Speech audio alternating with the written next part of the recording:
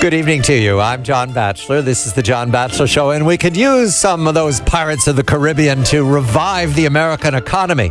What we have are very careful analysis by Larry Kudlow, who joins me now, my colleague and co-host and friend of CNBC and Kudlow Radio on the weekend.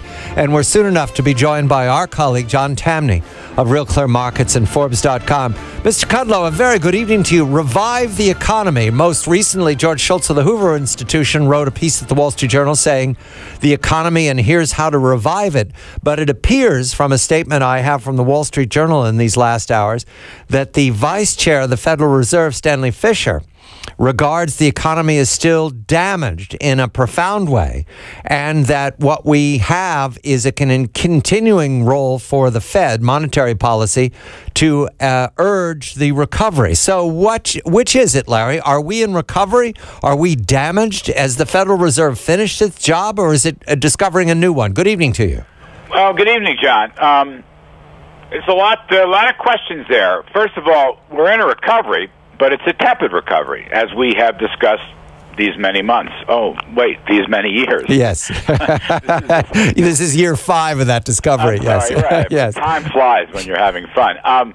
This is the worst recovery as measured by GDP and jobs and capital spending, the worst recovery in the post-World War II period. All right, so there's that. Now, you posed a very important question. Which is it? The George Shultz solution, which I want to get to in a second, or the Stanley Fischer critique, which is really taken from Larry Summers. It's called secular stagnation. Interestingly, I just moderated a debate between Larry Summers, who was Obama's man, and Glenn Hubbard, who was Romney's man.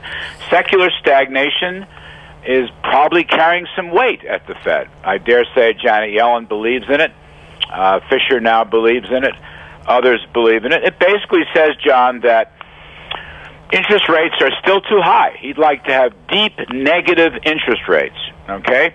And as a result of the failure to have deep negative interest rates, we have too much saving, not enough investment, not enough jobs, and not enough productivity.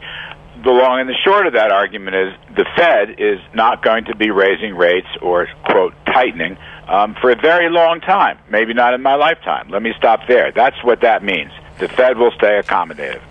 We welcome John Tamny to comment on Stanley Fischer's reluctance to stop the present policy of zero interest rates and worry-warding about the economy. Mr. Tamny, a very good evening to you. Stanley Fischer hesitates. I was going along with the reporting that the jobs picture has improved recently, but this suggests that, as Larry says, perhaps not in our lifetime, and Larry is going to live a long time, so that's a long time. Which is it, Mr. Tamny? What do you see from your point of view, from your vantage? Is the economy in recovery, or is the Fed again really ready to ride to the rescue? The economy's in recovery, but it's not recovering like it should precisely because of the Fed and other government interventions. Stanley Fischer gets it exactly backwards. What he misses is there's no such thing as secular stagnation. There's a reason that recessions, the deeper the recession, the greater the historical rebound, and that's basic. All a recession is a sign that an economy is fixing itself, that all the bad misuses of labor, all the bad investments are being cleansed from it. So if you allow the recession to take place, you naturally get a rebound because the recession's a cure. The problem, much like what we did in the 1930s under Hoover and Roosevelt, we've done the same thing under Bush and Obama and under two lousy Fed chairmen, is we've not allowed the recession to take place. And as a result, there's going to be a tepid recovery because the government is getting in the way. Well, okay. Let me go past secular stagnation. Let me go to the George Shultz point of view, which I thought was a very good argument. And John, I saw him when I was out there at the Hoover. So Shultz is basically saying we need a stronger economy, that there are too many obstacles in the economy. Tax obstacles, regulatory obstacles, monetary obstacles, and so forth. So he argues basically for a complete cleansing of the personal income tax. He basically wants a flat tax at a low rate. He basically wants to abolish the corporate tax. He wants to roll back regulations. He wants some monetary rules from the Fed, and he'd like to see some fixes at lower levels for entitlement spending. That's basically Schultz's point of view. I happen to agree with it. And I think if we remove these obstacles, which were put in place one way or another in the last 15 years, we'd have a much stronger recovery. In fact, we'd get back to the historic norm, which is about 3.5% since World War II. So Schultz is the optimist, Larry Summers is the pessimist, and Stanley Fischer has thrown his lot in with the pessimism of Summers. Mr. Tamny, how can we tell whether the intervention by the Fed is keeping us from recovering, or if the Fed steps back, it will improve? Is there any other way to test it except for to go ahead? I mean, what I'm hearing from Larry's presentation of George Schultz is that he wants the Fed to stop intervening. He wants the Fed to allow interest rates to return to what is that, Larry? About 2%? Is that what we believe they could be if the recovery was acknowledged? Well, the Taylor rule, to use that as a benchmark, it's not perfect. The Taylor rule says the short rate target should be about 1.5% right now. And, longer run, there's a debate about what the right equilibrium Fed funds, the short-term Fed target rate is, but somewhere between 4% and 5% is probably right. And, I look down the road, I look at this Fed, I look at this Fed chairman, I look at what they're talking about, and I don't think they'll let market rates adjust on their own. I think they're going to drag their feet, and that's why they're going to be accommodative for a good long time. So, Mr. Tamny, can we demonstrate that this Goldilocks delusion at the Fed is wrong-headed and it's keeping us from recovery, or do we just assert it and wait for another kind of Fed chairman?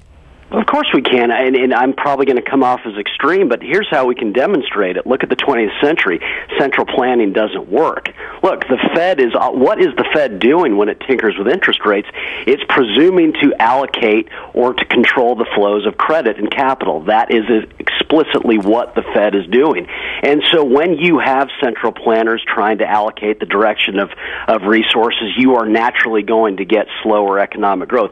We have an activist Fed right now, and because we have an activist Fed, we have a slow economy. If the Fed were to get out of the way, I don't want a Taylor rule. Basically, I want the Fed to float the Fed funds rate, let markets set whatever the short-term rate for credit is, and have the Fed with Treasury target a stable dollar. You would see the economy take off. It's not a question. It's just fact. We have too much government intervention in the economy. The Fed is a big part of that. If it steps back, the economy will take off. Yeah, I mean, sure, I'd love to see the dollar relinked to gold and commodities, and we need. Interestingly, though, John, the dollar is improving. I mean, let's not lose sight of that. The dollar's getting better. Maybe that's because the market believes the Fed will raise rates next year. I don't know, but the dollar is getting better. I do want to, however, emphasize some of Schultz's other points. It's not just the Fed.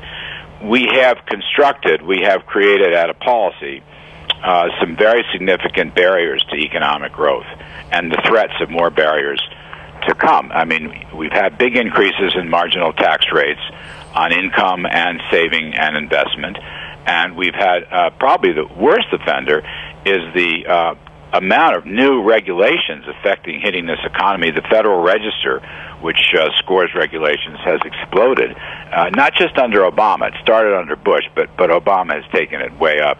Obviously, the healthcare, Obamacare, and the Dodd-Frank are two leaders, but they're regulating all over the place regarding small businesses and labor unions and all the rest of it.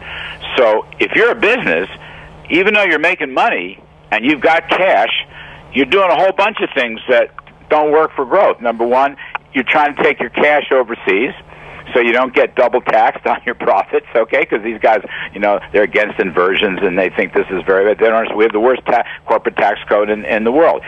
Number two, you think you might get taxed at home. They may raise the corporate tax because they're going to have large deficits as far as the eye can see. Number three, they don't know what the regulations are going to be like. They don't know what Obama is going to be like. A lot of it, most of it, is not yet been implemented. It's been extended. The deadlines have been extended. Businesses may wind up paying very heavily, just as banks don't know what Dodd-Frank is going to mean. Half of Dodd-Frank is not yet implemented, and that includes, by the way, liquidity ratios, and banks are keeping a lot of money as excess reserves because they're scared. They're worried about that. So, these to me are issues. It's the difference between 2% growth and 4% growth. We're speaking with John Tamny of Real Clear Markets and Forbes.com. Larry Kudlow, my colleague and co-host, we're talking about the economy and this apparent hesitation of the Federal Reserve, the vice chair, as to whether the recovery is sustainable without Fed intervention. When we come back, Mr. Tamny's penned a new country and western song that I recommend to everyone. This has a way of explaining how it is that so much money passes into the hands of governments, world governments, and very little to show for it after all these years of recovery. The song goes like this, if I remember correctly: "You'll never see a politician in a Ramada Inn." I'm John Batchelor.